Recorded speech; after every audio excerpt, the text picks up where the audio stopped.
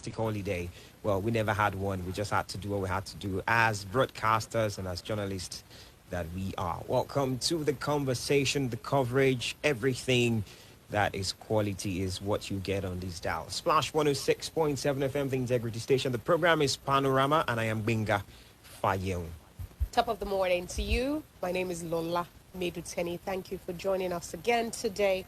As always, we are here every Mondays through Fridays, and Binga has told you what the rich package that Panorama is and what we bring to your ears every Mondays through Fridays. Of course, you can be a part of the program by commenting your opinion on whatever issue of the day we decide on or where we talk about. You can do that via social media channels, Facebook, where we are streaming live at the moment, Splash FM 106.7. You can also tag us on Twitter as you tweet at us, so your opinions will be read out loud. That's at Splash FM 1067. Hashtag Panorama on Splash as you tweet. Of course, we also have a WhatsApp number, which is 0817-555-1067. Again, welcome to the program. That's what it is. We'll proceed straight to the issue of the day.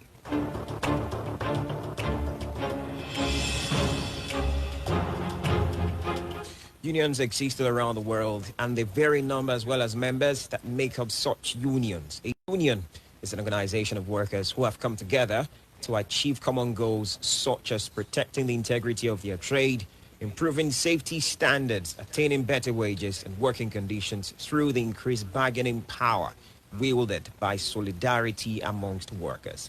The Academic Staff Union of Universities is one of such. It is the Nigerian Union of University Academic Staff, founded in 1978 and was formed as a successor to the Nigerian Association of University Teachers, formed in 1965, and covers all academic staff in all of the federal and state universities in the country. As far as pressing home demands and being at loggerheads go, the body and the federal government have been at it since time immemorial. A tool the ASUU resorts to almost all of the time is negotiation. If and when this fails, strike actions then get embarked upon. As a matter of fact, lots of people view the relationship between ASUU and the federal government as a kind of marriage of inconvenience. In their words, time and again, it's just a matter of when, not if, the next strike looms. The latest in the installment of strikes started on the 14th of February this year, when ASUU announced a one-month warning strike that has since snowballed into a full-blown one. For what it's worth, the 2009 agreement signed between ASUU and the FG is still central to the demands being pressed on by the union.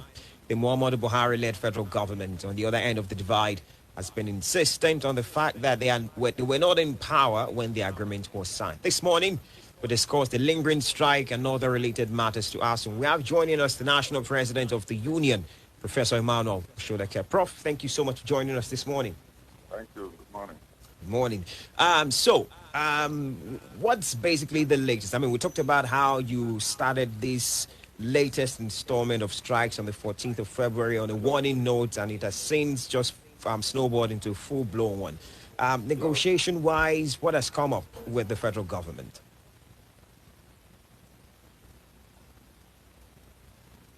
Hello? Hello? Did you hear the question, sir? No. Oh, okay. I mentioned how the warning strike started from your union on the 14th of February, which has since blown into a full one, basically. What has negotiation been like with the federal government while the strike has lasted, basically? Well, nothing really has. We have not really had a meaningful negotiation since it started. We just met with one of their teams, briefly, but there's nothing new. They've not done anything new. They are not interested. Okay. When you say they are not interested, is it the body language? Is it the results? Because for what it's worth, it just seems as though a lot of the times that FG and ASUU meet, it's always deadlocked. Why is that the case? Well, there are issues for which we are on strike, which is well known to Nigeria. The issue of negotiation of agreement, the issue of payment platform, the issue of repatriation fund of public university issue of proliferation of universities, the issue of, and so many other issues. These are the issues involved. And these are beyond the 2019. We went to strike 2020. They promised they are going to do them within a time frame and with a memorandum of action. And today, we started strike in February 18. Now, they have not come to address any of those issues. So if your universities are shut down completely, and for 3 months, you didn't bother to say, let's see how we can resolve this problem by having meaningful meetings. Meeting where people who are interested in the system, you know that they are not interested. 3 months, university shut down. There is no country in the world that university are shut down for 3 months, and the leadership of that country will not take urgent action to ensure that the issue are resolved so that these students can go back to school. But they are not interested because their children are not here. So that's what I mean, that they are spying. Nothing has shown that they are interested. Not that they are doing around the country 5100 million naira fund, and look how to contest election when you cannot run it. That's the problem. All right. Well, the latest that we have is that the federal government set up a committee in March this year to renegotiate the 2009 agreement with the Academic Staff Union of Universities and other university-based union, and they have submitted their interim report to the Ministry of Education. This was disclosed by Mr. Chris Ngige, the Labor and Employment Minister. But from what I can see here, it appears that ASUU is not particularly involved because according to this report, ASUU was absent when that committee was inaugurated on the 7th of March. What is your, is this report true? What do you know of this committee set up to renegotiate the 2009 agreement? Well, thank you very much. You see, the review committee was set up in 2017. If government altered its membership, if government changed membership of the committee, that's not our business. It's their business. And when they were changing those membership of that committee, we were not invited. So we can't be go to attend an event we're not invited, for which we were not invited. So government changed members of its own committee. But it's still the same committee that started in 2017. Let's get that clear. Two is that agreement, negotiation is written between two bodies. The A and B renegotiating a document. Not one sit down and writing a report, so-called report, and say you are submitting a report. You sat down and write without meeting with the opposition to discuss the issues. That is not a report. Whoever said that it's a report, maybe it has to do with other things, but not with us. Because for you to submit a report, it's from a renegotiation committee made up of two parties. The two parties must be involved. So that is the issue. So when I hear that they are submitted a preliminary report, it's surprising because we have not had any meaningful meeting from which any issue has been raised that from which we are going to submit a report. So that is it. So to be clear, you're saying that the federal government has excluded ASUU from this committee and this report? Look, the renegotiation committee, government had its own team, ASUU had its own team.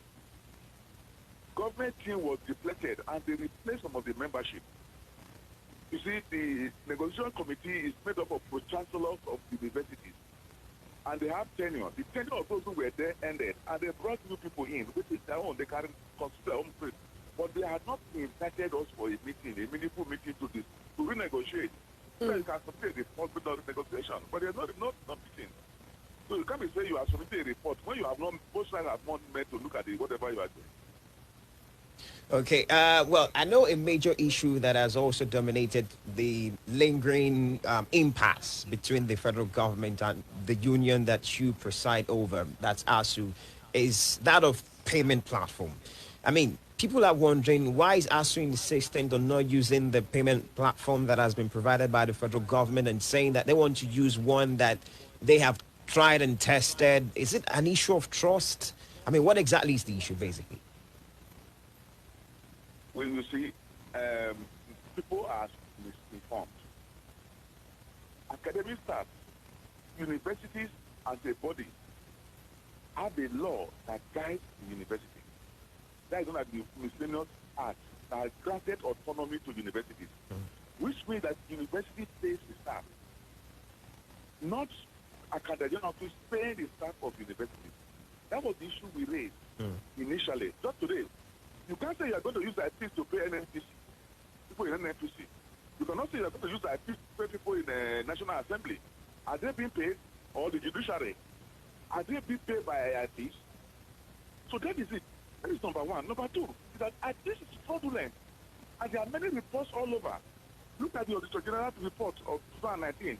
Look at the category of infractions, misinformation, of fraud in that particular district. And this we found out when we look at it. So we said it's not correct that government should develop another process to go back to how we were being paid.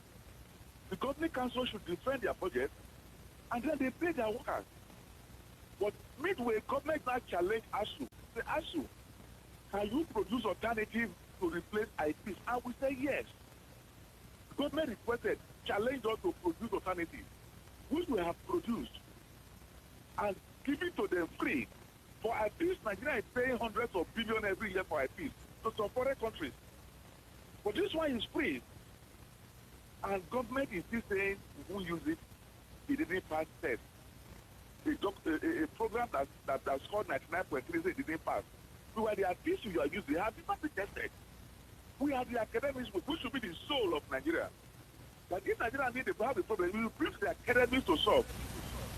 Not run abroad. And we have solved this problem that they are running away from it because of personal interest. But people are making so much money for my peace. And we say it's not right for this country and it should not be followed. Please, my colleagues in the press, you have your colleagues, but we ask about one university in the world, the whole world, where university lecturers are paid from a Qatar General Office. If somebody is in Meduguri and there's a problem salary, he has to rush to Abuja to come and beg for solution. Is that how it is done? Is there any university in the world where a lot of lecturers are paid from the Qatar General Office? So that's what we are saying. University is a university. University in Nigeria should be equivalent to university in UK, in Ghana, in South Africa. There should be no more university in the world where a lot of lecturers are paid from outside the university. So we should not be doing things differently. And two, it's completely fraudulent. I cannot capture all the specialty in university. And I would be Nigeria to join this. If they want us to come and do a public demonstration to Nigeria, we will. Let's compare the IPs and the UTAS we have created and see the one that is better. Before this current strike was embarked upon on the 14th of February this year, ASUU had gone on strike. The last strike was in 2022, I think 2021, and that was coming on the heels of a renegotiation. The 2009 agreement was renegotiated by both parties, the federal government and ASUU, and in 2021. And so ASUU, in good faith, went back, called off the strike, hoping that the federal government would uphold the terms of the agreement. What was the difference? What compromise did you make in the 2021 renegotiation that was different from the original 2009 MOU signed under the Goodluck Jonathan administration? See, the 2009 agreement was with the negotiation in 2017 are concluded in May 2021.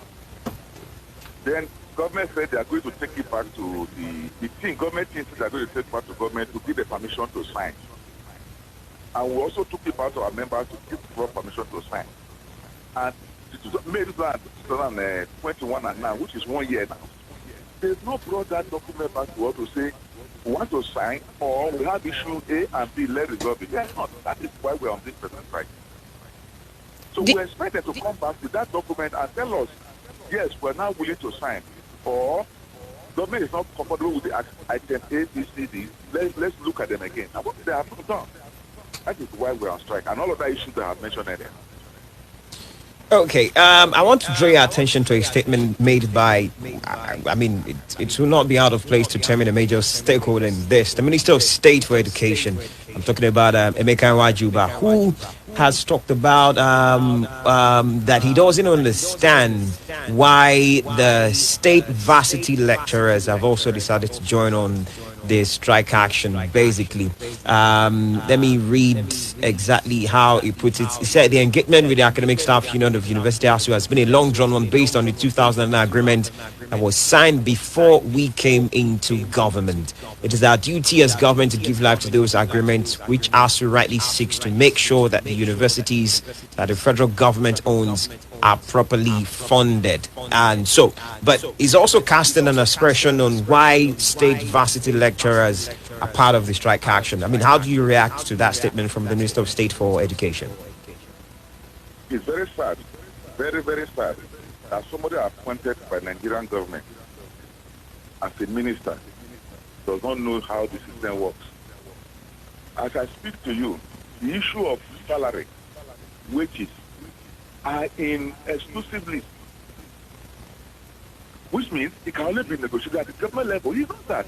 Minimum wage, when was it negotiated? Was it with the state government? So, a minister who does not know that the issue of wage, issue of salary, issue of position is on a exclusive list, which means can only negotiate with government, it's so sad. And it's supposed to me, I feel so sad that we get such a person as a minister. That is why we are having for the ministry. They don't know what they are doing. The issue of salaries, but any state can pay higher than what we have negotiated as the benchmark. What we are negotiating is benchmark for federal and state. So whatever we are doing as federal and first state, when we talk of issue of revitalization fund, it's the same thing. It affects the state university, it affects federal university.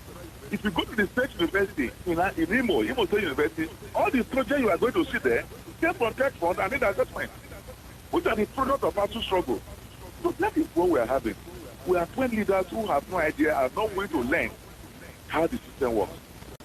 The major issue we have with negotiation in all Nigeria, including civil service and NLC, negotiation on minimum wage or salary increase or wages is exclusively. And you should know, maybe you should help me, you should tell him when next time you are talking with him that he should go and read his Nigerian constitution. Right. We're still in conversation with the national president of ASUU, Professor Emmanuel Osodeke. We're discussing the lingering strike and other related matters. You can let us know what you think, as well as ask questions to Professor Osodeke via WhatsApp platform 08175551067, via Twitter. Simply tag us at Splash FM 1067, and don't forget the hashtag Panorama on Splash, space before, space after. Facebook, we're also live streaming. You can watch as well as drop a comment there. That's Splash FM 106.7. If you want to call, give us a few more minutes and we'll open phone lines. There are those who suggest, Professor Osodeke, that the universities in Nigeria should be privately funded. They should be self-funded. They should be privately run, as it is done in some developed countries, and that there's simply too much wage bill on the federal government, and that this isn't a sustainable plan in light of, the many myriad issues bedeviling ASUU. Do you think that universities should perhaps look into transitioning into being self-run, which may drive up tuition, but would mean universities will have to creatively source funds from grants and the likes? Would you be amenable to that? You see, when people may suggest in Ghana, is Ghana University being privately run? In South Africa, are the university being privately run? Why are our students going there? In Germany, is the university privately run? In Sweden, are they privately run? You see, we should be all the things we have privatized in Nigeria. Which one is working? Let me start with NEPA. NEPA was privatized, thinking that the whole thing will change. What I have to NEPA? You know what, man? Is there anything this country has privatized that works? So we should not go there at all. Education is a right. Every child has a right to education. Therefore, you cannot go and give it to private people to run. Give to 20% to education. Like if I give up to 20% to education, and then I give you 5.4%, that is the problem. So that is the problem that we have. We must as well ask them to privatize National Assembly. Maybe that's what I have to push for. They should privatize National Assembly. When you go to the U.S. that we copy from, no, the legislature is not on salary. You are on allowance. But here they kept collect salary, collect everything, and people are not talking about that. This privatization in Nigeria have never worked. Two, education is a right of Nigerian children. Therefore, nobody will be talking about privatizing Nigerian universities, but it's their right. Okay. Well, I would also love to hear from you in terms of what you think. Some have talked about how they feel those that are tasked with handling education as ministers, as well as those that are in the labor ministry as well. I'm talking about Chris Ngige, who is the Minister of Labor and Employment, as well as the Minister of State for Education, Emeka Nwajuba, who have picked up forms to run and made their intentions known, and they want to vie for the post of the president of the nation. Some think maybe they have their priorities not exactly where they should be. While ASUU is on strike, they are having presidential ambitions and all of those. Do you think that both men at the list are having their priorities misplaced at this point in time? See, thank you very much. It's really also another development. The law today that have been passed by National Assembly recently was very clear that if you are going to contest for presidency or any political office, you must resign your position as minister. Right. That's what the law says. Hope I'm right. Go on. Have they resigned? Which means they are deliberately breaking the law. Deliberately breaking the law. How do you expect those people to solve the problem in the educational sector when they are people who are lawbreakers? The law says you want to contest, resign before you contest. At least one more to your primary. The APC primary is made 30th, and they are still want to sit down and serve and making all sorts of things, all sorts of noise in the system. So the idea was that when you go and contest your election, let people who don't have all that private interest run the system, but they are insisting on staying now. Sure, if they had resigned, you had to contact other people who have the interest of Nigerians at heart, run the system, would have resolved the problem by now. Nigerians should ask them to resign and go and contest their election, and allow people who don't have conflict of interest to run the system. What they are doing, they are using it for campaign. They want, because when they come on air and speak about the strike, people will be listening. That will help them in their system, but it will work differently. But we expect them to resign and go, and let people who don't have conflict of interest come in and resolve this issue we have. Those two, when they appear today, they cannot resolve the problem. Hey. This is the twilight of this administration. This is already election year. The Buhari administration has less than, and the nation as a whole is looking already towards the incoming president, the next president, who we don't know yet. But as a group, ASUU as a group is actually quite influential, you know, consisting of eminent Nigerians, professors, lecturers across all the 36 states.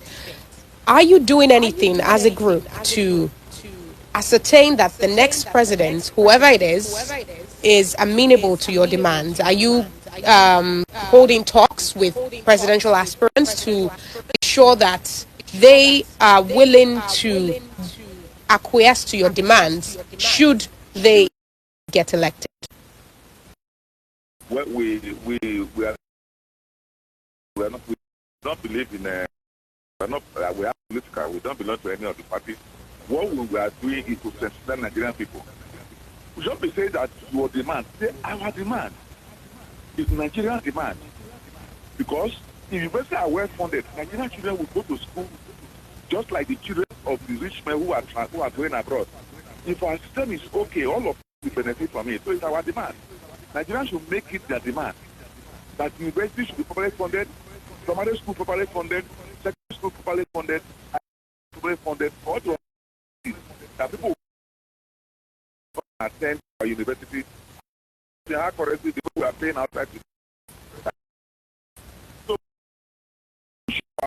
view out that the person in Nigeria also are where they are schooling. If they are that, they should not vote for such person. And those who are contesting, where do you have that fight? That problem, where do you have not running to Dubai or London? Do you have your medical fight in the area? Those are the people.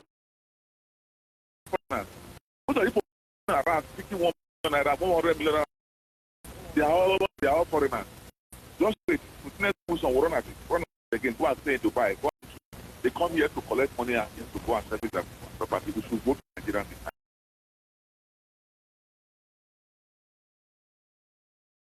Be apolitical. Can you afford to be apolitical? Past previous government including the present one, would always that, you know, there would be no strikes. They'll put an end to strikes. They would talk to ASUU in good faith, meet their demands, and previous governments, all governments that have said that, have failed so far. So do you think that it is in the best interest of ASUU to be neutral, politically neutral, given that, you know, you've been on this cycle of dialoguing with the government and governments agreeing and then reneging on the agreement? Do you think you can afford to be a political instead of constituting yourself into a voting bloc that is powerful and influential?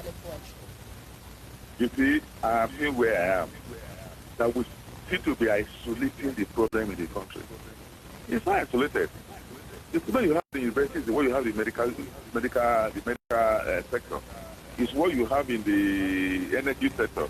It's what you have in all the sectors, is it not? We should hold this country, not ASUU. We have about 20,000 members, 1 million people.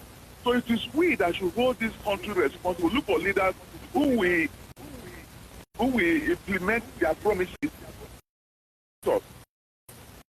Should be elected. Not about ASUU alone. The problem is not able to speak out their mind. Is the sector working? Is our energy sector working? Is our transportation sector working? So which sector is working? So we should get leaders. We should get leaders who will work for this country in education, in health, in energy, in agriculture, in everything.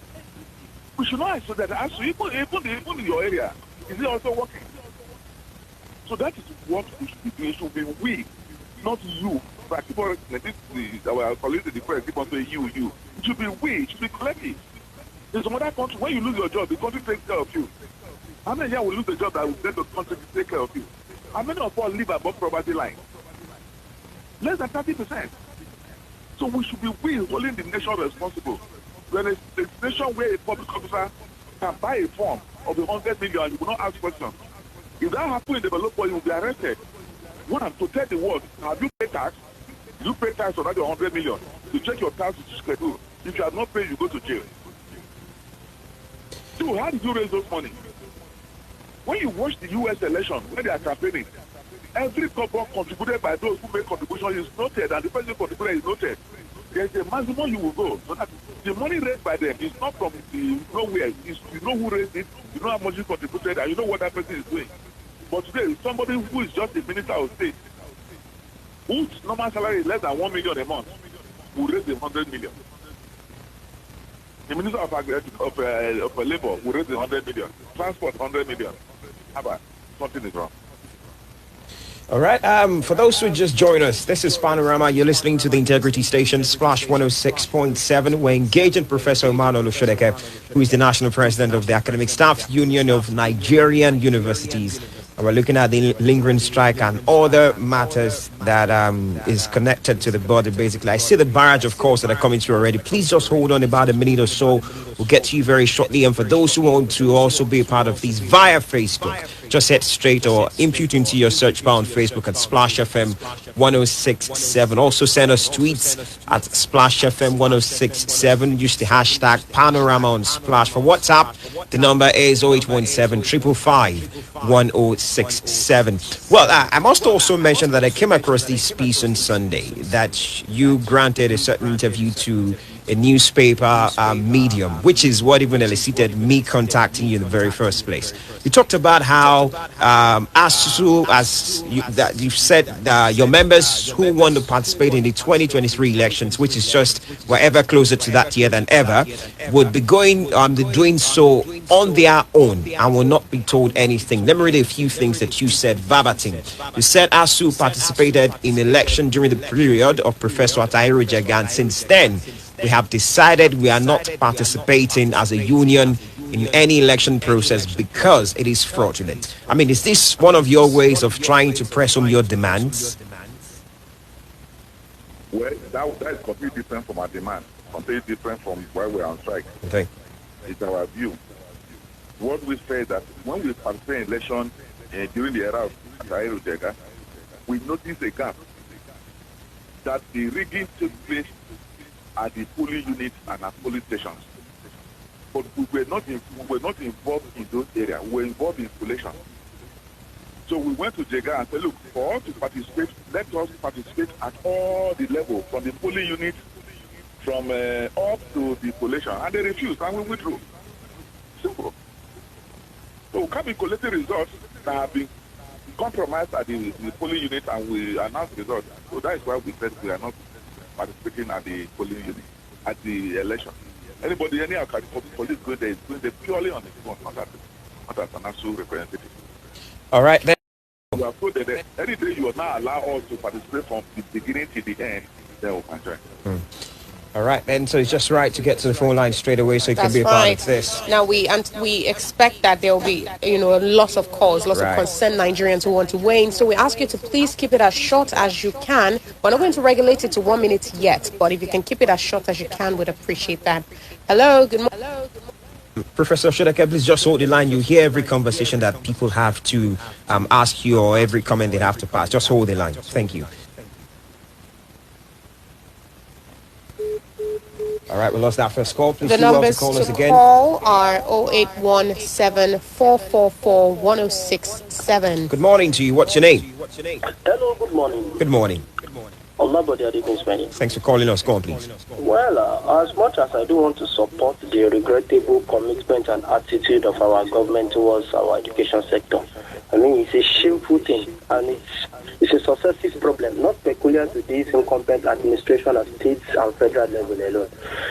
Two areas I want to touch on, however, are one, that statement that ASUU are political. Well, I think to some extent is correct, but that is not entirely what the case is. In fact, their partisanship, how they are actually, pitching tents one way or the other, not openly. The key members of ASUU, I think is even one of the factors contributing to, dragging them down, and for them not having achieved or attained any meaningful outcome all this while.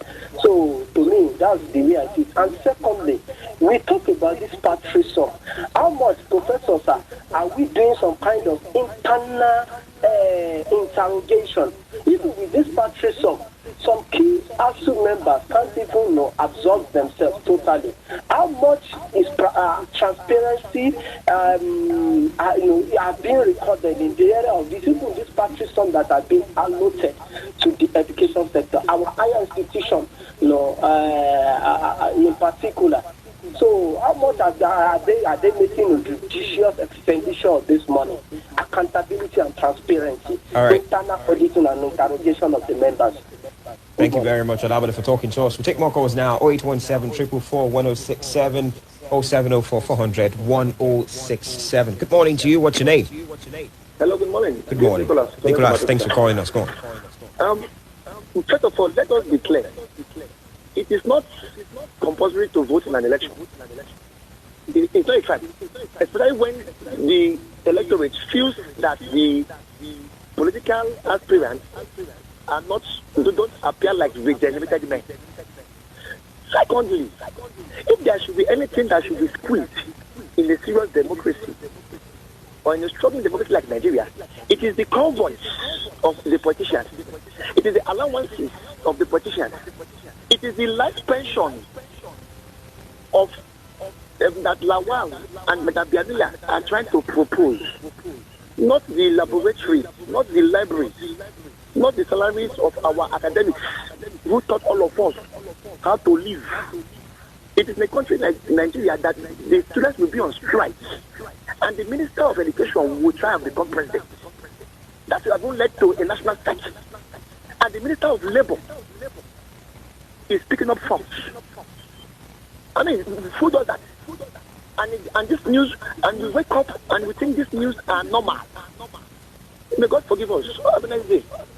All right, thank you, Nicholas. The numbers to call are 0704-400-1067, 0817-444-1067. Hello, good morning. Good morning. Good morning. What's your name? Where are you calling from? Alaji Guno is my name. All right, Alaji, keep it short. Thanks for calling us. Go on. I thank the ASUU for their time on the color of Nigeria.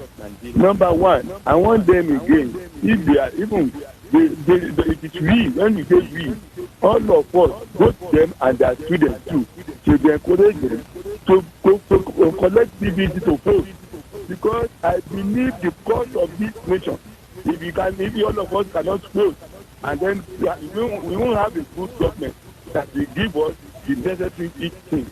That's my point. We won't have a good government that will give us the necessary things. I want the ASUU to go and work on that. The country belongs to all of us. Thank you, my brother. All right, thank you. Perhaps. Thank you. Okay, let's take a few more calls and then we'll allow Maybe just Professor one more Osodeke to and, answer the ones we've gotten so far. Hello. Good morning. Good morning. My name is Adebayo. I'm calling from Abeokuta. Thanks for calling us. Shall I go on, please? Adebayo. So I think I want to disagree very strongly with all that Professor said. I think that is also becoming the problem we have in this country. And how do I mean? You cannot begin to picket and bully the government against you. And I say that very strongly. You should lobby. You cannot say you are political and then we see in the news or hear in the news professors give practices during election process. And then in some of these lecturers, some of these professors are becoming commissioners, are becoming ministers. One professor as the federal vice president, what are we saying? We have to continue to lock down on the over 100 tertiary institutions that become on radio and become to tell us what's supposed not. So I think, and then we see them going to negotiation meeting, laugh with the Minister of Labour, laugh with the Minister of Education, and then they come out, they tell us that meetings are deadlocked. What do they want us to believe? And then it continues to talk about 100 million, professors stay on the issue. Students are hungry. Stay on the issue. Leave 100 million for politicians. You are not politicians. Keep to the issue of education. You are talking about health, you are talking about device, you are talking about transportation. Stay on the issue. Students are hungry. Go into this meeting and then know of deadlock so that we don't continue to throw you home and then become politicians also. All right. All right. Thank you very much, Ishola, for calling us. Outrage is noted. Yeah, visibly At least you angry. were civil. Right. We appreciate that. Let's hear from Professor Osodeke now as reacts to some of the things that have been said. Professor Osodeke, can you hear us? Hello? Hello? Okay, let's sort out whatever issue we're having with Professor Well, let's in the Osodeke. meantime maybe take calls from that other line. Hello, good morning. Professor Osodeke, can you hear us now? Can you hear us? I can hear you. Okay, great. So you heard the questions and the comments from the different people. Hello? Yes, can you hear us? I'm hearing you. Okay, did you hear the questions? Did you hear the comments from the people? Yes. Okay, great. There's only one that will require my comment. All right, please go on. Others are just and that has to do with the transparency in the system. Hello? Yes, go on. We can hear you, Professor Emmanuel. Hello? We can hear you. One of the reasons why we're on strike, presently is the issue of visitation to universities. ASUU, we cannot discipline. What we can do is to ensure that if there is infraction, we report it properly. And in doing that, what the government is to check infractions is that every 5 years you set a team to the universities to ensure that if there are other issues, people have a opportunity to ventilate them and actions are taken. But in Nigeria, this last one, it took the government 11 years to set up a panel to go to Nigerian university to look at the issues. So that is it. As you have colleagues that have already done this in the past, chairman, they are sacked illegally. We have quite a number of them. Today, the one in Federal University of Ekiti is still on sack because he's trying to raise issue about the questions by the governing council and the vice chancellor. So those are the issues we have. As a union, we monitor every cupboard that comes to the system and ensure they are properly used. But only a few can come to the system. The university like UI, like Ibadan, we get to their capital project in a year is 100 million. So what would they do with it? To buy computer and what? So that is the crisis we have in the system. The system is not properly funded, and there's a need for the government to be up and doing and fund the system very well. Thank you. You don't want to react to Ishola's allegations. He talked about how he feels ASUU is not exactly political, like you say, that they go into negotiations with Minister of Labour as well as Minister of Education, and they laugh and come out and say the meeting was deadlocked and all of those. Well, they are just speculations. I don't think I will go to the extent of response to their speculations. Okay. We have this question on WhatsApp. We have never had deadlock meeting with the government team. We will meet with them, we will discuss, but they will not implement. That's all. All right. We've never had any meeting with deadlock or we work out on them. We have never. Okay, we have a question on WhatsApp, and I believe it's been asked by more than one person. I have another program by 9. Oh, okay. Would let you go very shortly, in about 10 minutes. Yes, in about 10 minutes, if that's okay. Thank you very much. Thank you. All right, well, we have this question on WhatsApp. It's also asked, well, I assume Professor Osodeke misinterpreted what we said to mean he could, go away immediately, but we'll try and reconnect with him. This person was actually asking a very important question, saying that we can all see that the federal government is not doing anything reasonable to end the strike action soon. So if May 14 now comes next week without a reasonable solution from the federal government, what will be the way out as the 2-month extension ends on the 14th of May? Are we still trying to reconnect with Professor Osodeke? Yes. Let's see if that will work. And that's an important question because the first strike was a 1-month warning strike that began on the 14th of February. And then at the expiration of that 1 month, ASUU extended it by 2 months, and the 2 months will end on the 14th of May. And so this question from Oluwafemi, who I assume, is a concerned stakeholder, possibly even a student himself, right, wants to know what will happen once the 2 months additional extension has elapsed. Will ASUU go back on, continue the strike, seeing as it was an indefinite strike to begin with, or well, not really an indefinite strike? Will it then continue for another few months? We're still going to try and connect with Professor Osodeke. But let's take your calls. I'm sure you have comments, if not necessarily questions, on our issue of the day, which is on the lingering ASUU strike. Hello, good morning. Hi, this is Ken Adefulu from Kinta. Thanks for calling us. Go on, please. Yeah, it's really well. The professor, sir, I want to negate you on a fact. I want to negate the professor. Why will you? I think the Minister for Education is right. The question I want to ask the professor is this. The ASUU, and you're talking about exclusive and concurrent list. Education is under the concurrent list. The three major things are under the exclusive list, I think, are the defense, foreign policy, and currency. Airports, education, health, they are concurrent lists. States can own airports, they can own education, they can own schools, federal government can own it. Then it should be abysmal for state universities to go on strike. I'm not saying they should not join the struggle because it's a body, especially the academic staffing of university is a body for all lecturers. Like LASU now, they are not on strike. We are starting an exam on Monday. I also heard that Kaduna State University have called the students back to school, that they should resume. I think the state governors are not up to the attack because they are the ones paying the salaries of the state lecturers. Why would they join strike? I'm not saying they should not be part of the struggle, but they should not affect the academic and the education process of the school because they owe allegiance to the state governor and not to the president or the minister for education. Thank you. All right, thank you very much for your contribution. We're still struggling to get, we're still trying to get back in touch with Professor Osodeke. It doesn't appear that we may be able to do that. We regret that. As we said, he must have misunderstood when we're asking for an additional 10 minutes. But we're taking your comments. You may not be able to get your questions answered, but we're definitely taking your comments on all that has been said. There was a lot said by Professor Osodeke on ASUU's perspective regarding this ongoing strike. 0704 400 1067. Hello, good morning. Okay, just hold on a minute. We'll try to sort the connection with you. In the meantime, you can also get to. Okay, we have this person. Hello. Yeah. Good morning, Abayam. Yes, we can hear you. Good morning, Ola. Good morning. Good morning. Good morning. Yes, I have said it on air before that this 100 million form of a thing being entered into by the Minister of State for Education should be looked into. But let us look beyond this sentiment. He's a Nigerian. He's entitled to contest if he wants to contest.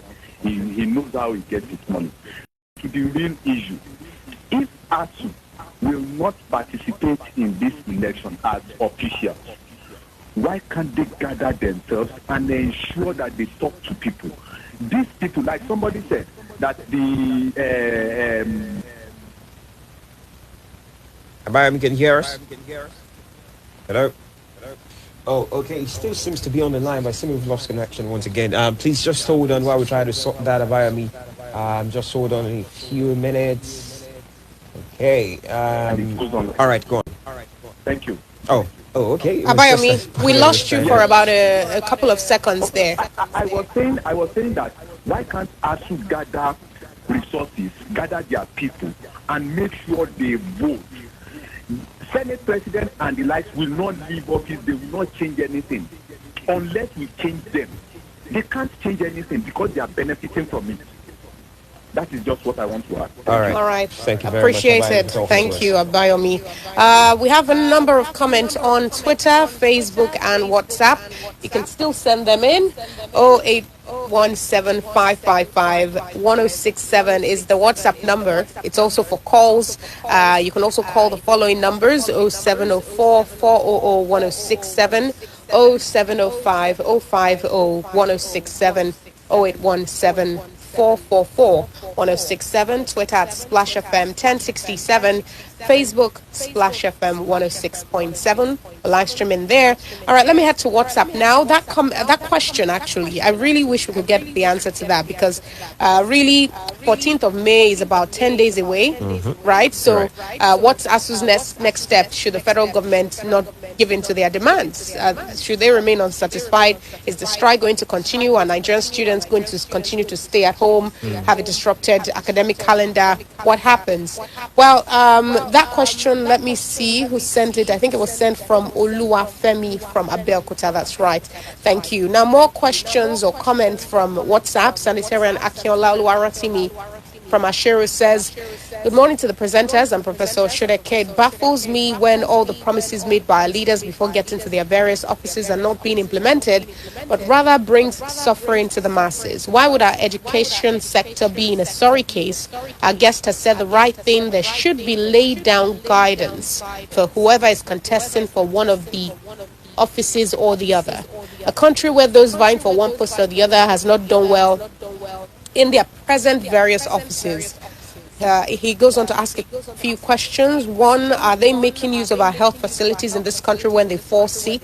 Two, are their children schooling? Are their children schooling in this country, you mean? Three, are they not having foreign account numbers, etc.? I doubt if any of them will scale through all the aforementioned. Another comment from... You did not include your name. Okay, you did. It's from Peter. Peter says, the committee in government comprises pro-chancellors. Why are they not seeing ASUU's views on education, given that they themselves are in the education sector? We have Professor Osodeke. Fantastic. Let's see if we can get him to answer that final question. Professor Osodeke, thank you so much for contacting us again. Hello. Yes. We have one important question from that we're hoping you can answer. Hello, Professor Osodeke, can you hear us? Hello, Professor? Can you hear us? Hello, Professor. Professor, can you hear us? Okay. Well, we're going to try and sort that out. Let me continue with the rest of the comments on WhatsApp. Peter says, Prof, you said the autonomy of the university. Can't the university sue the federal government for breaching the constitution? Also, I guess the university system has not yet become productive and been problem solving. If not... Professor Osodeke, can you hear us now? I'm hearing it. Okay. Professor, someone wants to know, we all want to know really, what does ASUU intend to do on the 14th of May when the additional 2 months extension given to the strike elapses? What do you intend to do? Should things continue in a deadlock? Well, that will left for my members. When we meet when the end of the program, at the end of the 8 weeks, my member will take that decision.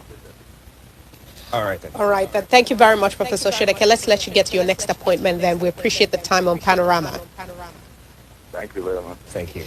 All right, we have a lot of questions from our guests on WhatsApp and from the calls, but unfortunately, he has another appointment, as he has said, so we're just going to have to make do. This comment continues with, I guess the university system has not yet become productive. I mean, problem solving. If not, I guess the federal government will see the university as an essential component of the nation. What I mean is, agriculture. In agriculture, the university is not really helping the food chain. We have the energy. What have the university done to be self-reliant? What have they done for constitutional reformation, starting from the university to the nation? What have they done to help the economy? What have they done to help security? If they have proven themselves, that's the university, to be very productive and as a hot cake, the government will not see university as a lesser unit in our sector. All right. Thank you, Peter, for your contribution. This next comment on WhatsApp is from Abiola from Adigbe, and he says, good morning, Panorama. All these agitations are not just starting today, and there has not been any headway.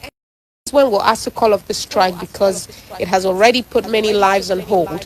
I need my fiance to get out of school so we can tie the knot, but strike today, strike tomorrow has put us two on hold. Well, now, I'm not sure if there's any rule that says they cannot tie the knot while they're students. That might be, that might just be a personal pledge by he and his fiancée, or their personal preference, but I mean, given how uncertain the climb is, you may need to rework that in light of present realities. You and your fiancé. Again, no rule says you cannot tie the knot while you are at heat at the university. You may prefer that, but that's not the reality on ground.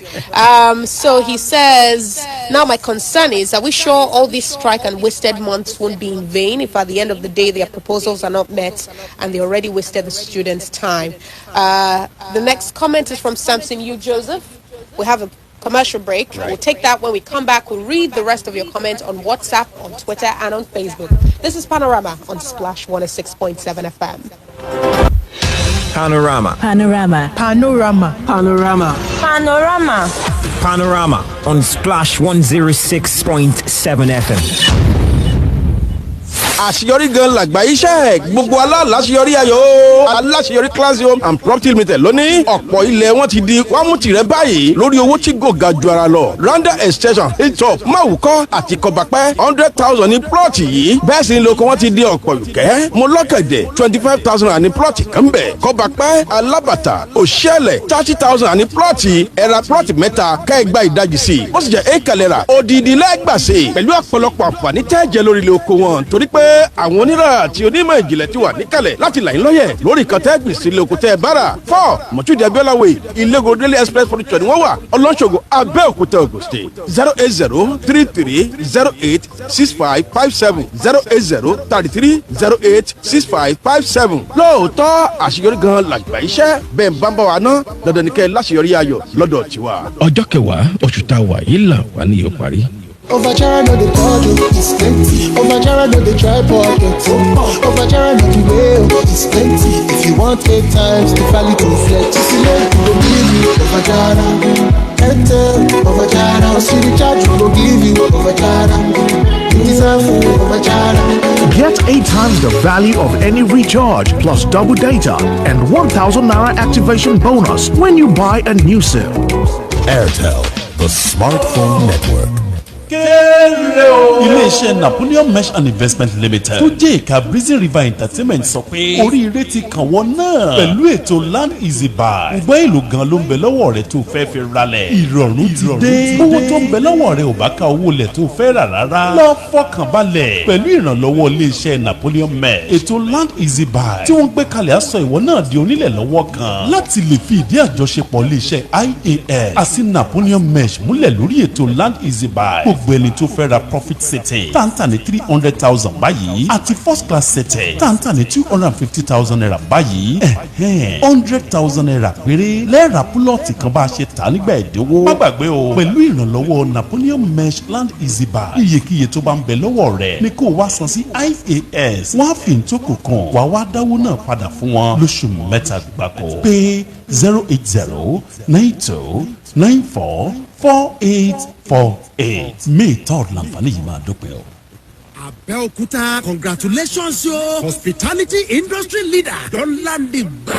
for Abeokuta. Yes, Academy Suit. The Bavala Hotel in Wetanda for Ibadan. The cultural capital of Yoruba land. Don't open for Abeokuta Academy Suit. Una home away from home hotel. We get the Ogbonga comfort for we customer. Plus include leisure with proper cleanliness. Now Academy Suit to get arm. Plus include Olympic size swimming pool with security now watertight for our restaurant. You go Baladu Continental and the local food with the chicken money. Everything about Academy Suit. Now quality with unbeatable low price. To confirm waiting at the talk. Forward to match now to Academy Suit. Went and Dagidiba beside Abadia Central Mosque. MKO Abiola Way Abeokuta. Abikukuma they call this number 0817-6666-6601. Academy Suit. Na home away from home.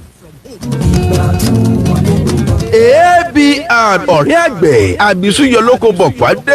wọ́n ní ẹ ò gbọ́dọ̀ kárí ẹ̀ lórí ìgbọ̀ ọ̀tún pàápàá àǹfààní tó gbọ́mọ pọ̀ dáadáa. ilẹ̀ oko mo lọ́gẹ̀dẹ̀ orílẹ̀ ìlúgùn ọlọ́run dá 25,000 ní plọ̀tì báyìí ẹ ra plọ̀tì mẹ́ta kẹ́ ẹ gba ìdajì sí i. wọ́n sì jẹ́ éèkà lẹ́ra ẹ gba plọ̀tì kan sí i. ilẹ̀ àgbẹ̀ kọ́bapá alábàtà ọ̀pẹ́jì 30,000 per plot bẹ́ẹ̀ bára plọ̀tì mẹ́ta ìdajì lẹ́gbà sí i. ó sì jẹ́ éèkà lẹ́ra ẹ ó gbòdìdì kan sí i. àwọn onírà ti wà nílẹ̀ láti ra èrè oko yín 39 NTA Road ọgbẹ̀ Abẹ́òkúta 08033706236 08033706236 ABR ọ̀rẹ́ àgbẹ̀ àbísúyọ lóko bọ̀kọ̀ ìgbọ̀tún fáwọn àgbẹ̀. ọjọ́ kẹwàá oṣù tá a wà yìí là wà ní yóò parí.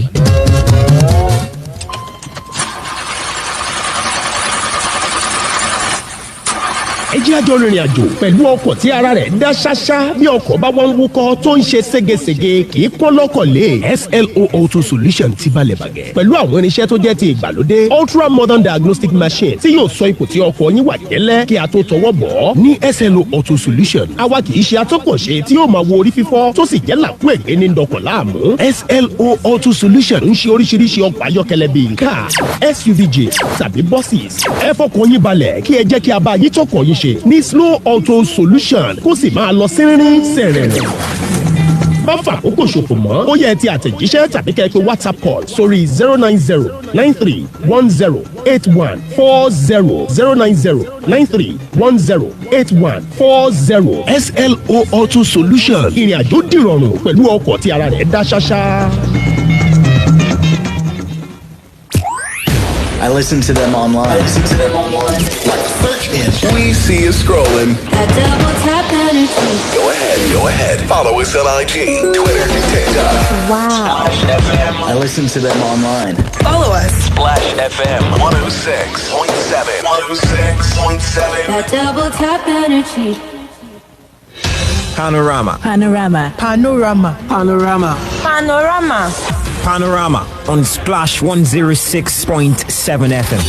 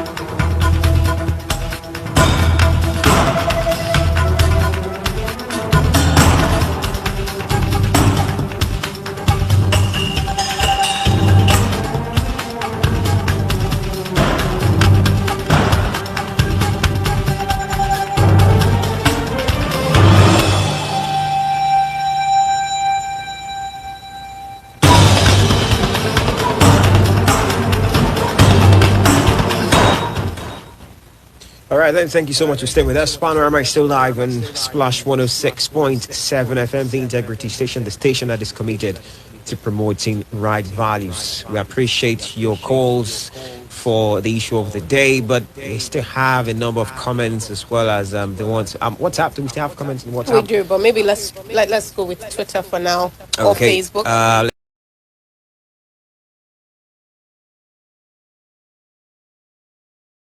question for Professor Osodeke is not Osodeke. Is there any assurance that, well, this has been actually answered by the Prof himself. He says, what he said was that they would have a meeting with ASUU leadership and decide on the next course of action when that 14th of May expires, basically. Prince Iyanu Fajen Yoatobatele says, good morning, Benga Lola. I greet the national president of ASUU. My question for the president is, what's the outcome of the latest negotiations with FG in relation to this strike? Is there any hope of calling off the strike soon?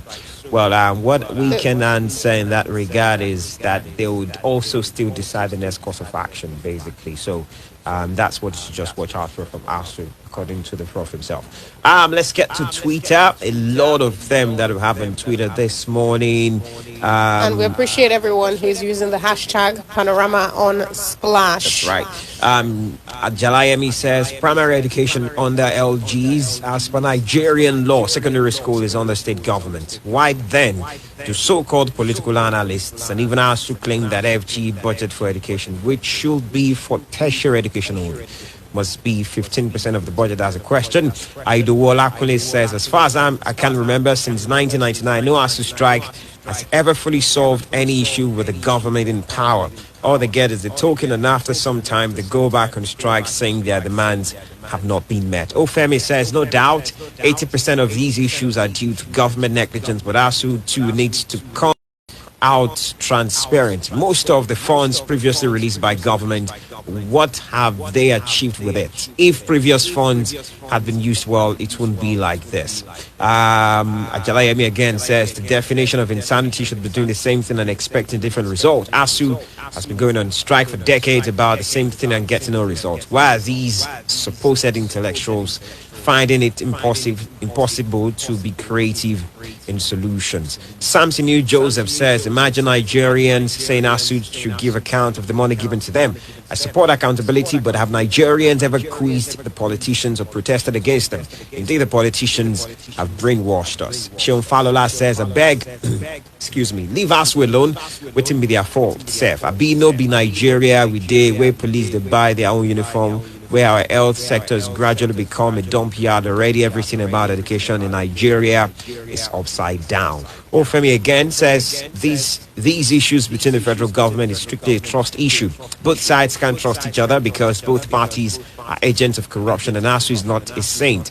Only thieves know how to trace thieves. Thank you for sending that. Iduola Akule again says, in all of these, it's the students that wonders and suffers. ASUU is a group of intellectuals, for God's sake, find another way to tackle the government, not strikes. Strikes don't move the government. Sean Falola again says it's not just ASUU problem alone we should be looking at. From elementary to secondary to tertiary education, a whole lot is wrong. Come to look at it. From the standard curriculum, staff training, and retaining facilities are all in a state of comatose. Idowola Akule again says, instead of ASUU to actively engage the government on bad spending and bad policies, ASUU's methods only indicates they're interested in getting their own share of the national cake. They shouldn't be comparing their salaries with that of politicians instead. Again, Idowola Akule goes on to say, instead they should be calling for reduction of the salaries of politicians.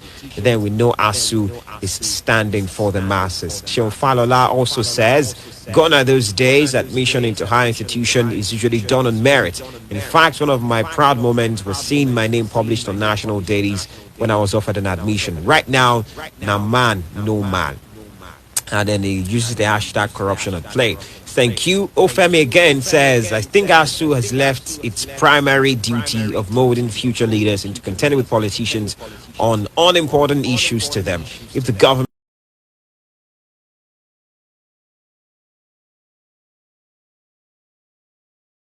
Sheon Falola says, I can feel the pain of many students. Strike usually drive emotions to a state of hopelessness. Regardless, strike is an opportunity to engage yourself in something that can add value to your future. For example, learn a viable in-demand. Can I support this tweet from Sheon Falola? That's something that you can engage yourself in. Ofemi finally says 90% of the demands of ASUU is basically on funds. University Revitalization Funds, Utah's IPPIS talks about funds More budget allocation to the sector is also on funds. Of a truth, the government must provide funds, but ASUU can't justify these funds. BRT Fair replying says, we've been carrying cardboards and doing roadblocks to protest against police brutality since the colonial era. In 2020, we still did those things. Was it insanity too? All right, those are the comments or the tweets that we have on Twitter. And now back to WhatsApp. Besson says, good morning.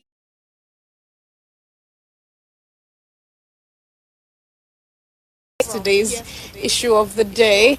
Apologies. Samson U. Joseph says, the politicians have succeeded in polluting the minds of Nigerians against the ASUU. Nigeria has never protested against the huge money going into the pockets of the politicians. Just imagine that we're not questioning 100 million naira presidential nomination form, but we shout at doctors and lecturers when they go on strike for good causes. We're quick to forget that ASUU members have their children in these public institutions. Politicians become wealthy in a space of 4 years, and civil servants, can't boast of anything tangible after 35 years of service. The politicians have done so much harm to us that we even fight ourselves to defend our taskmasters. It is well. Let me just add that we did talk about the 100 million naira form severally, actually. We made it our issue of the day sometime last week. This comment, let me see, I've taken this one from Peter.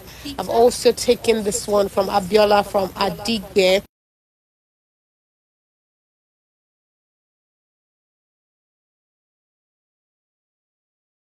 Richard, and he says 90% of politicians and public officials are benefiting from the bad system of today, and that is why the system has not changed at all. We Nigerians, the masses, need it ourselves. Is that what you mean? All right, well, thank you for your contribution. Oluwafemi, we see your thank you, and you're welcome.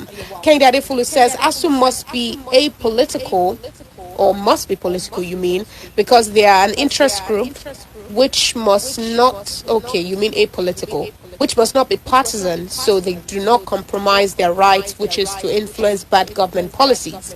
If Malami can afford SUVs for Kebbi APC delegates, it's so unfortunate and abysmal that corruption will continue to thrive in this country to the detriment of the host, and impunity becomes the order of the day. This comment from Engineer Tiamiyu says, good morning, Lola Angboyega and Splash FM management. In my opinion, Nigeria is going nowhere in as much as we continue to practice hypocrisy and double standard in this country. Double standard on the part of government while selecting few government parastatals to be on IPPIS payment roll. Also on the part of ASUU, I strongly believe that ASUU actually wants to have their cake and eat it. How could Professor claim that education is universal at the same time not agree with the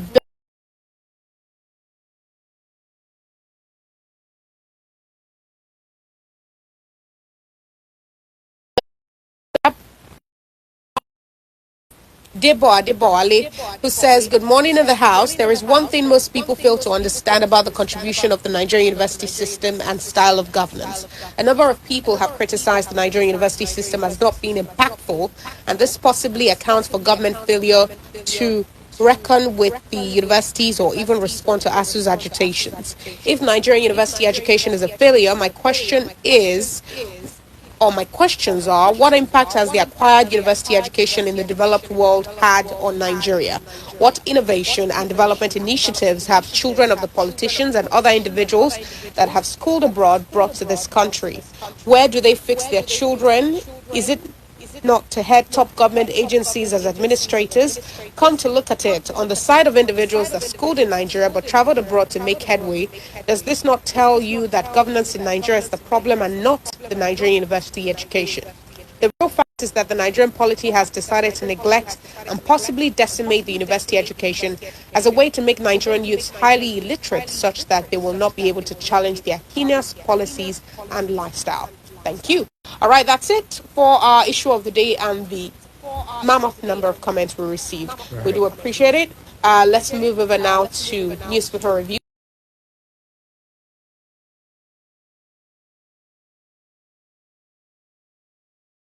From Nigerian Tribune, the lead story, plot to jettison zoning. Akeredolu, Ndume, Kokori, Bamidele, others warn APC.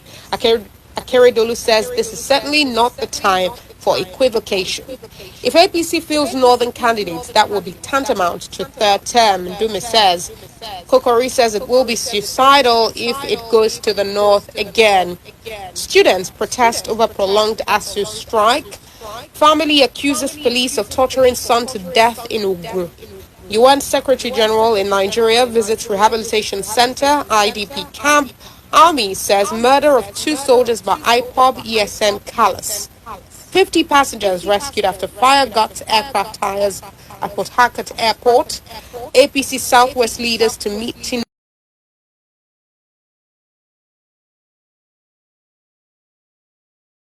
either way, says the PDP, as party stakeholders prepare to crunch meeting. The World Bank says private sector invests $67.2 billion in low and middle income countries. Fayemi and Akpabio joined presidential race as they declare today. Olaweko Ashim declares presidential ambition, says new and better Nigeria is possible. That's it for the front page of the Tribune. Let me take you through the Vanguard and the stories on the front page of the paper. The big one is states APC PDP presidential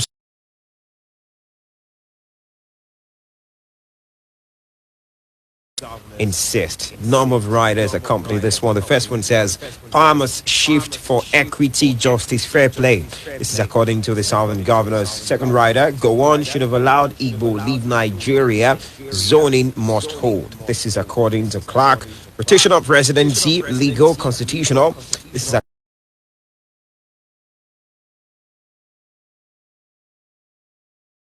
rider. Fresh crisis looms in PDP over zoning. Ad hoc delegates list. Another rider will go with PDP's decision on zoning will be Udom Emmanuel.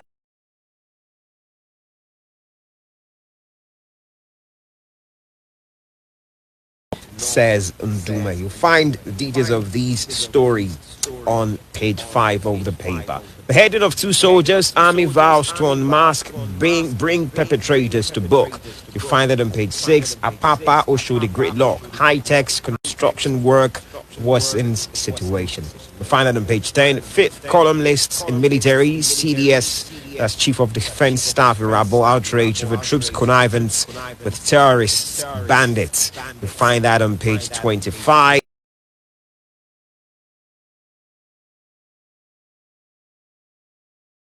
On page 8, 2023, Fayemi Olaweko Hashim declared bids for presidency. You find that on page 9. Keep speaking truth to power, but extend it to terrorists. Buhari tasks Catholic bishops. You find that on page 8. Crisis looms in Oyo PDP as Senator Balogun dumps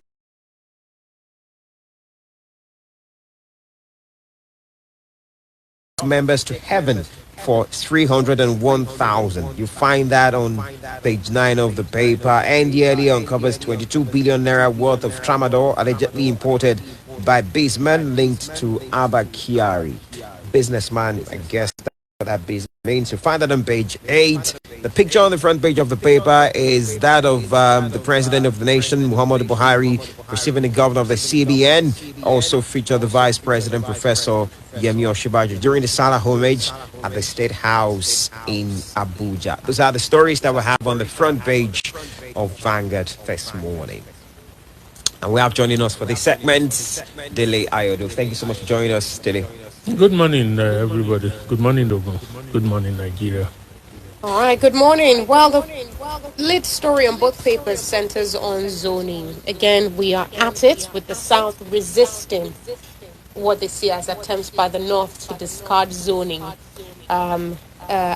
Here, we have both Kokori saying it will be suicidal, and Adume even going further, who is even from the North, going further to say that if the APC fields northern candidates, that will be tantamount to third term. What do you make of this? Well, straight on for zoning.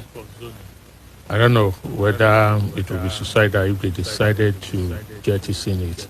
So whose turn is it? Well, not just saying the South. Is it the South or the Southeast? Well, the issue about whether micro zoning, the one you are talking about, that's micro zoning. That's micro zoning. The natural zoning is north, south. That is the geographical thing. It's the north and the south. It's when, even if you study geography, you know that's when you begin to. That's when you have northeast, you have northeast, west, southeast, west, and all those things. So that's microzoning. So, but naturally, the way we have it in the country today is that it should be north and the south. So when it gets to the north, you decide on who to give it. Even in the north, we have the North Central. They've also not had an opportunity to be there. They've not. Another mistake we do make is we generalize and say the North is the North, or is made up of Hausa, Fulani, or basically Muslim faithful. It is not so, far from being it.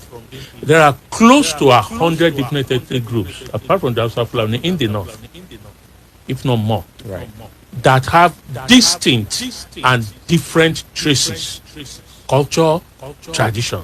They are different from each other, their language. So we tend to lump everything together. Similarly, in the South. So first of all, my position is between the North and the South. So when it now comes to that, we now begin the so-called microzoning. Well, I think at that point, we should now begin to say, okay, it's give and take. It's give and take. You negotiate for it. And you start, it's a marathon race. It's not a sprint race. So, and so far, the other zone that I've talked about is our turn, are talking from the point of sentiment and emotion. As far as I'm concerned, that's my position. Not in fairness and equity? Don't you think it's fairness and equity? No, if you say fairness and equity, it's like deliberately. So people have just been unfair. It's not so. We can begin to count, check. You don't think it's deliberate that there's not been a president from the South? I disagree completely and vehemently that it is deliberate. So how did the opportunity the Southwest and the South have had, they worked towards it. Perhaps I said that of the South that I can say is accidental or an act of fate. But for the Southwest in particular, it was worked towards. In 1993, after the June 12th crisis, the entire country, the zones of the country, abandoned the Southwest in the struggle. It was tagged a struggle for the Southwest. These are facts. I'm not talking out of literature. So it was abandoned for the Southwest. And when eventually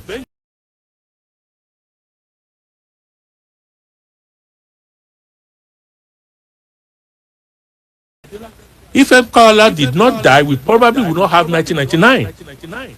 We won't have 1999 because the agitator and cry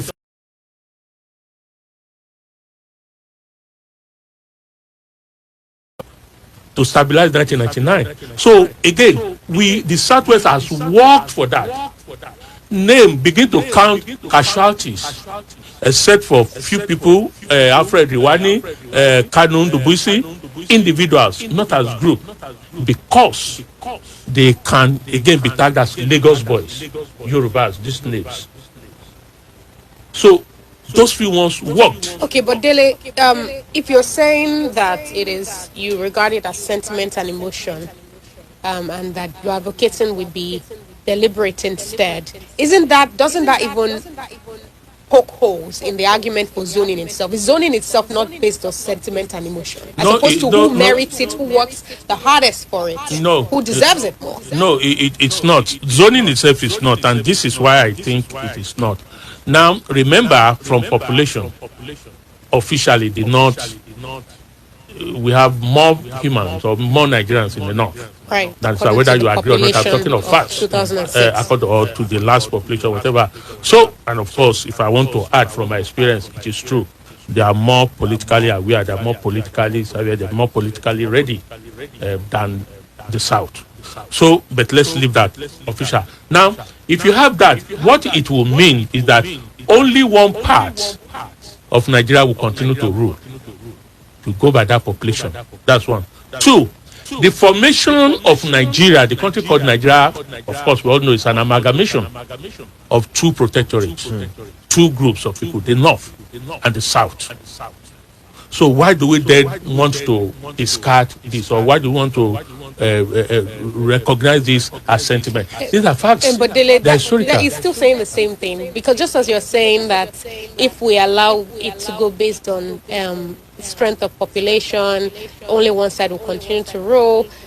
The same could be said if we continue to say that it is for whoever most actively advocates for it, then it is very possible that the Southwest will continue to take the South slot, and the Southeast and South will may continue to be marginalized. No, my argument further to that is that now relieves us of the crisis of,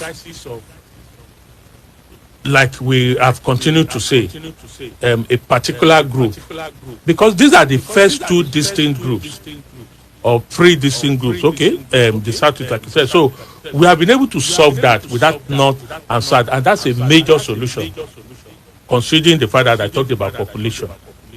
So if that is solved, to sorted out, we now come to the argument you want to say that it is sentiment that what do they call it? And people have also looked at this. We have divided, or the zone claiming. I've never been denied equity and fairness of that opportunity to contest. It's only that they have not prepared enough to win. It's not whether they are lucky or being cheated to win. They have not prepared enough. I can begin to give you names of those who have contested for the position since 1999 until today. Let's finally look at the parties. Is there anything the political parties, the two major ones, the APC and the PDP, can do to, if they insist that they are not zoning and that every member of each party has the right to pick up a form and go up against their other contenders and, may the best man win, is there anything they can do to ensure that whoever emerges is from the South, beyond zoning? Yeah, of course. It's a case of may the best man win. Is there anything they can do? They can, a lot of things. First is this idea of consensus. But before that, I need to put this in context as a journalist so that I feel you can understand why we are leading ourselves into this. The PDP actually introduced zoning because at that time they were the biggest party and of course the party in government, so it became a norm for us, and we accepted because it settled a lot of things, like I said. Now PDP have been out of power. To them, not comfortable period that they need to go back. They want to back. So they needed a winning strategy. And that is what is drawing us back to this argument of zoning or not. If PDP has come out straight and said we have zoned, we won't return to this argument. Realize it is a strategy to ensure it's so wrong. That's why they want to eat their cake and have it back. What is, you mean zoning or not zoning? Yeah, zoning or not zoning. What they want to do is to APC. The strategy or the belief that if APC is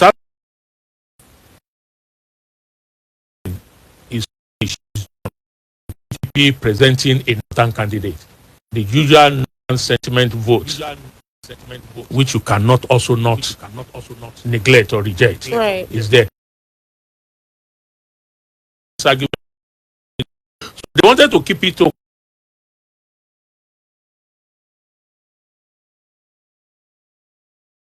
Is it not?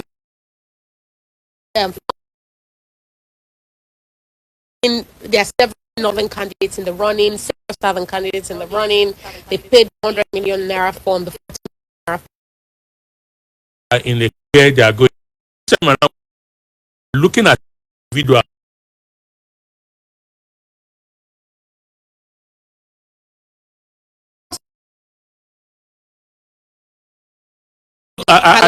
I just told you this time it's not about the candidate alone. It's not going to be about the candidate. It's about this sentiment that refuse for political workers like me that is very key. So, Charles, I say this. And President Muhammad Buhari's performance.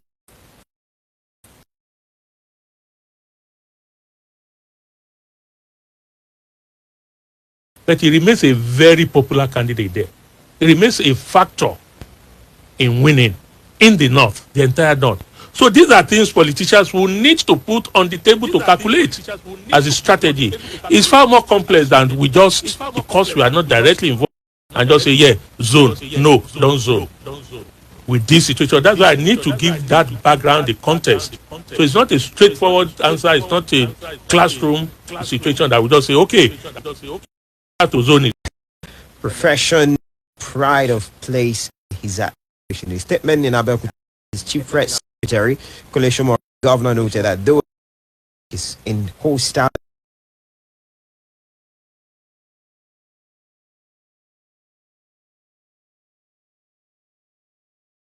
and setting a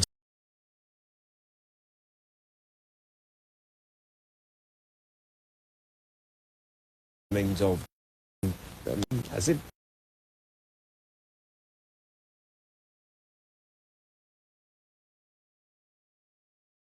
I want to localize it to Ogun. Right. I'm a journalist who practiced during the military era. So if I want to compare the two, I will say yes. Current administrations, current government have done better, well for journalists. That's all. That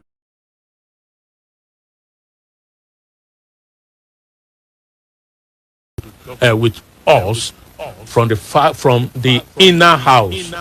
Yes, he has journalists within his circle. A lot of them, respected, seasoned experience. The Honorable Commissioner for Information, of course, is one. The Chief Press Secretary, of course, there are so many of them. I may not be able to mention it. He also has a team in the Ministry of Information. The current PS, wide additional fine editor. I work with him. So, and that's the angle from which he's looking at his performance. He's self-rating himself. If I want to rate him, he has performed very poor. His relationship with us is an insult for 3 + 4 years for him not to speak directly. Using the media is an insult. It is an insult. Today, to get any, I don't know if you have that experience. That's the experience I have, and I've listened to other colleagues of that. Getting people in his cabinet to even come out and talk. They give a lot of excuses and all this. They pick which one they want to say. They pick which topic they want to answer, and all those ones. I remember, if I look at the other 3 previous governors, if I want to also compare that, I said he has scored there very, very low, comparing himself with the other 3. Oshoba will call, we have press conferences in Oshoba's house. He calls us almost every week to brief us on everything. Any and all of his commissioners are free to talk on anything. Of course,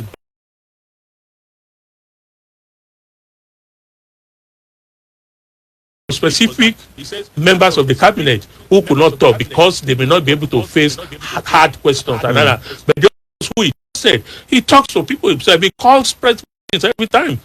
We gather with Amusun, share ideas. What happened?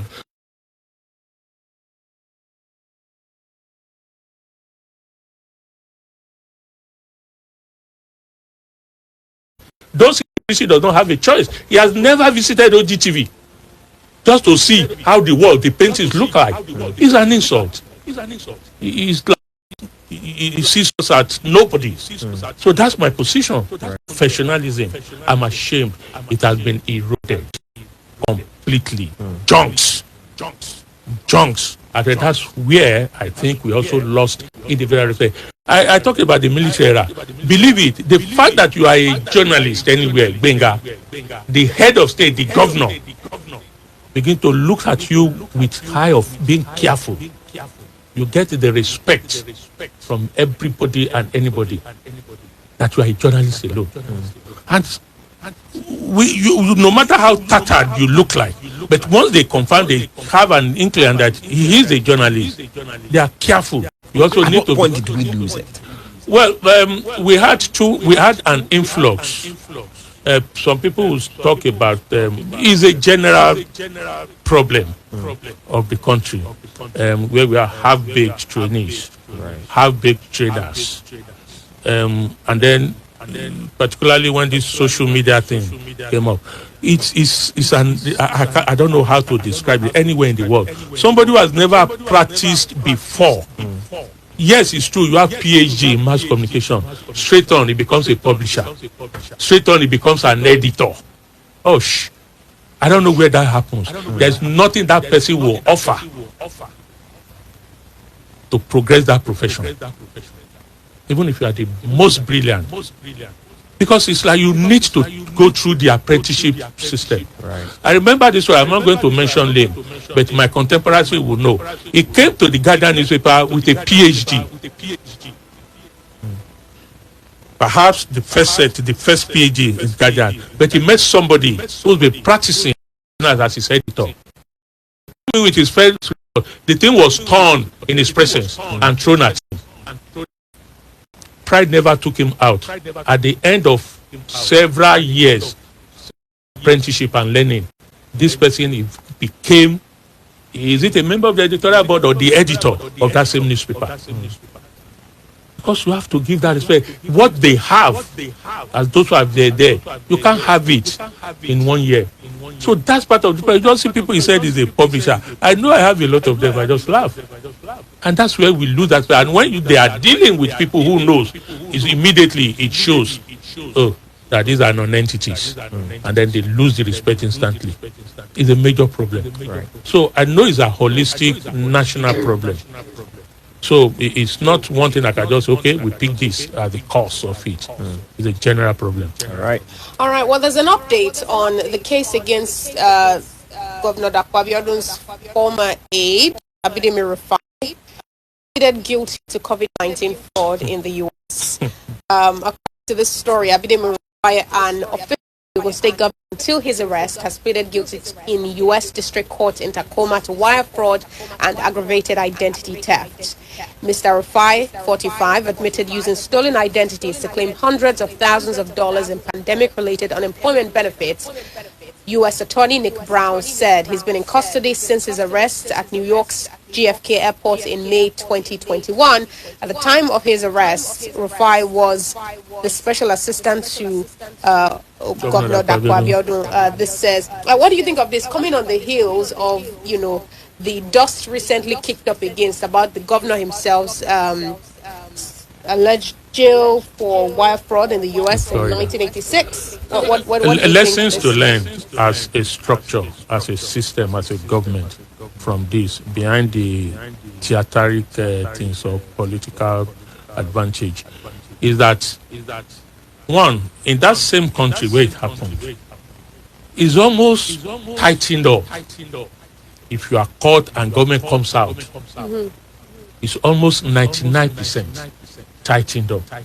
It's not in our own case, where the first thing is arrest before you begin to investigate.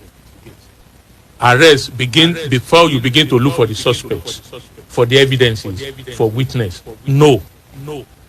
At the point in which they are arresting, they have their facts, say about 60-70% collated. Then you now help them to build up the other ones. And this is because at every stage or state of their administration, there is an institution for that. You have local attorneys, you have state attorneys, federal attorneys, which is like our lawyers, who knows their job and have a full-fledged department to do their work, and they cooperate with each other. We don't have it here. As soon as I label Benga anything, invite the police, bam, they go parading. That's the biggest lesson I want us to look at. The other one is for those who say they are right activists or whatever critique they want to be. I'm not pointing to anybody. The story said, he's been in detention since 2021. In Nigeria, you will have heard noise. This is a developed, perhaps the most developed country in the world. And heaven is not falling. Because they know their people have the confidence that the man assigned will do his job. Those are the lessons I want my government, my people to also learn. you're not speaking on what this means for, about the governor. I mean... No, I said those are political issues. I don't want to go into that.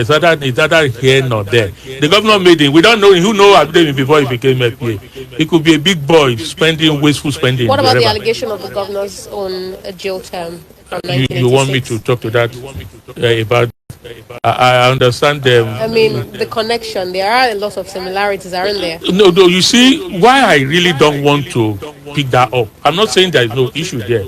But a lot of things happen during political era. Why is it just coming up now, that case? It didn't happen today. I understand it happened decades ago. The man is contesting for another election. It's not the first. This is about his fifth election. Fifth. The second for governorship. And no, the third. Right. Or fourth for governorship. He won one, lost about two. So why is he just... But perhaps the reason it is coming up again is the fact that an aid of his... Because, one would think that because his opponent, Lola, convinced with that argument. I'm not saying he... That's not the opinion. But his political opponent sees an opportunity in dragging him down. Well, according to the governor's, according to an APC chieftain, no amount of attacks or campaigns of calumny can derail the governor's second term bid. That's why it's all politics. As far as I'm not saying he did not do it. But two things can be true. I mean, it can be politics, and there can also be merits to it. I am very, very sure, 100% sure that it's about politics. It's about stopping him. I'm saying that the fact that it's about politics doesn't mean that it's not true. No, that's why I've said that. I said, I'm not saying he did it or he did not do it. I'm not saying, but there's still a long way to proving that. I'm not saying he did not, but I'm very, very, very, very sure that this is all about stopping him from seeking a re-election or possibly becoming a second-term governor. That's the essence for this one. All right. Well, let's get on to the phone lines now. Or right. Let's get to the phone lines straight away. 817 444 1067 0704 400 1067. Good morning to you. What's your name? Hello. Hello. Good morning. Good morning. Good morning. What's your name? Okay, I'm guessing that's not for us. I'm sure it's not this. Right. 0817 444 1067 0704 400 1067 0705 050 1067 0817 555 1067. That's also WhatsApp. That's how you can get in touch with us on WhatsApp. Drop us a comment. Facebook, Splash FM 106. Mr. Williams, I'm speaking for Batogo. Mr. Williams, thanks for calling us. Thank you. I enjoy all this, but I want to tell that lady, I don't have forgotten her name now, by your side there. It is not everything. As a good journalist, Mr. Yodo was saying, he was not saying that Kwabiodun didn't do it or did it, but that it was political. She was insisting that could it not be true? No, that is not the way journalists do. He would have left it that way, quietly. Because the way she was hammering is only going to show her as an opponent, which will not be. Mr. Yodo has already told the governor that he insulted them.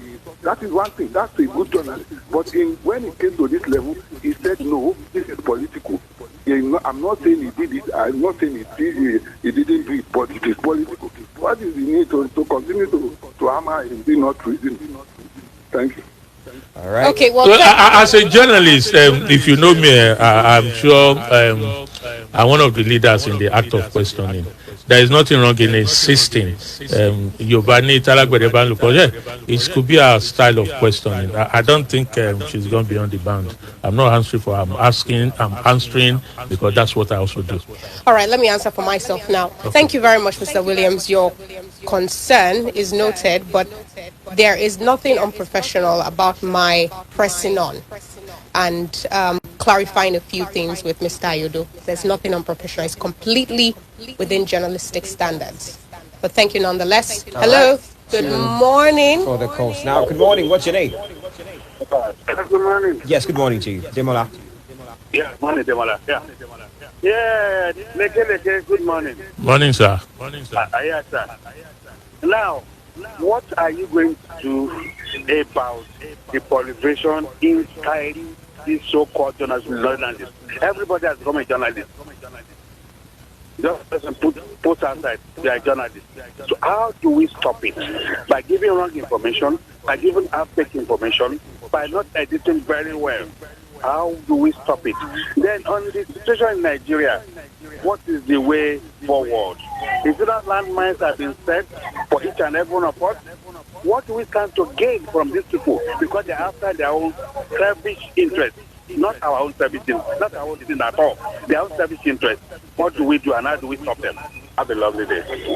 Thank you very much, Dimala, for talking to us. Well, there's raised an important question on how the issue of having our big journalists can be solved. Well, work is going on by leaders of the profession, really, to actually weed away the weeds from clear the fight. I think there is a bill, second reading, have different groups.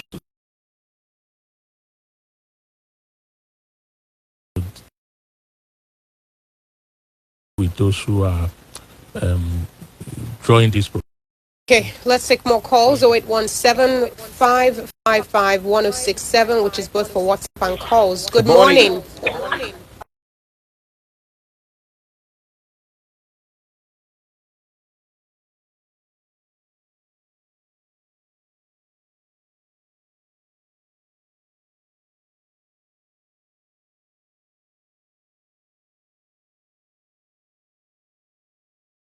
I'm asking Mr. Yodusa. There's a space now. I think, I don't know if that has been the case, right, from time immemorial.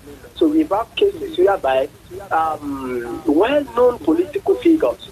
So they seem to be open owners of many media houses, from radio stations to TV stations, and we know some that they have never at any point in their life come out to contest any political office. But you know them that is very strong political affiliation. So, and they are the owners of the broadcasting houses, private broadcasting houses. So, don't you even think, in what way this will be affecting the standard? So should I say, impartiality on being trying to maintain some balance, in the quarter of journalism. So that was the question, but it wasn't satisfactorily answered. I think if you can answer, react to this. All right, quickly then, Mr. Yodo. There's nothing wrong in those who do not have journalistic or media training to own media houses. That's why we have editorial board. Right. Unfortunately, like I said, the operators themselves ourselves are the problem. In those it is also natural. Where your money is, your nose is there. Anybody who sets up a media house who is not a journalist has his motive. And sometimes you need to key into that. But if you have seasoned professionals, you stand. Look, everywhere in the world, media are aligned to political parties. And say, sir, this directive you are giving, it's wrong. This is what it will lead us to. Instead, this is what I think what we should do. Right. I've worked with several people. Ask me. My last, the immediate past boss is a city president, but we still sit down and I still disagree with him. And so I say, no, sir, don't let us do it. This is how I think we should do, because I'm the one who is going to operate it. Okay, let's take this call then. Hello, good morning. Hello. Good morning. Hello, good morning. Good morning. Afolabi. Yes, this is Afolabi on the line. Thanks for calling us. Go on. Mr. Adele, good morning. Morning, sir. Yes, sir.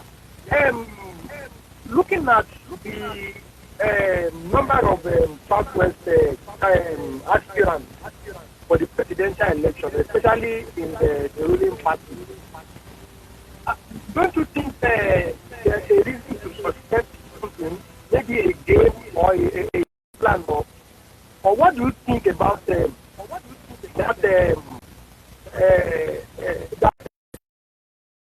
a lot of them coming from the Southwest? Meanwhile, we are all a lot of us are clamoring for the South to have the presidential ticket. Now, what do you suspect? Why are they all coming out in the same party from the same region, the same zone? Campaign elections, it's game. that it's a game. You are playing a game when it's time for campaign and election. And of course, to play any game, you must have a plan. So those two words cannot be said to be wrong or alien in what we are saying. It could be a game, and they must have a plan to play the game. Okay. What I suspect, just like you said, is that everybody wants to be positioned. Final before we head. Hello. Good morning, Nicholas. On most of his points, except everything. That's the whole ago. Man. Americans asked, is it a crime for a black to be president? There's a reason non-Italian Catholics asked, is it a crime for Italian? There's a reason the people in Ife are asking, is it a crime after 2 years for an Ife professor to be VC? If we use numbers, then we will be under a Fulani hegemony for 1 million years. Democracy cannot be only about numbers. How many Kenyan votes got Obama to White House? It's about inclusion and even development. On questions and it says about the former governor's aide that was arrested for COVID-19 fraud. If the foundation is destroyed, what can the righteous do? A follower will only follow the footsteps of his leader. No fingers pointed though, but Niger politics is fraud itself. All right, thank you for your contribution. We have a couple of tweets. All right, so straight to the ones that we have from Twitter now.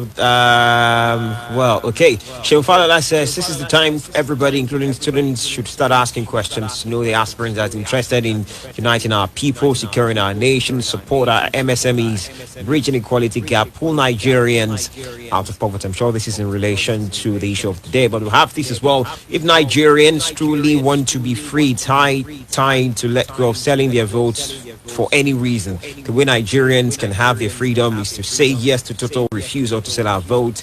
If anybody offers to buy your vote, I beg, Ronald. Thank you very much. Yemi Ajala says there is no election since 1999 that Igbos have not contested for presidency. Even now, they are contesting. Personally, I think zoning is a bit dated. Maybe outdated, you meant to say. No, dated is correct. Oh, okay, great. All right. Well, on that note, we are going to have to let things lie today until tomorrow when we return by 8 a.m. for another thrilling edition of Panorama. As always, we appreciate you, your listenership, your comments, your opinions, your contribution.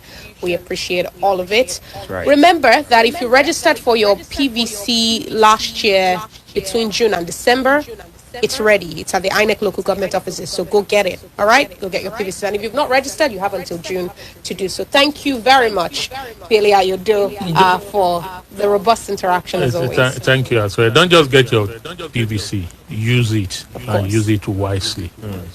Tomorrow we'll be talking about tenancy and other human rights issues. Would lay bare some sort of hypothetical situations with the state coordinator of the National Human Rights Commission here in Ogun State. Join us from 8 o'clock. Have a fantastic day. I am Benga Fayo. And I am Lola Meduteni. Good morning.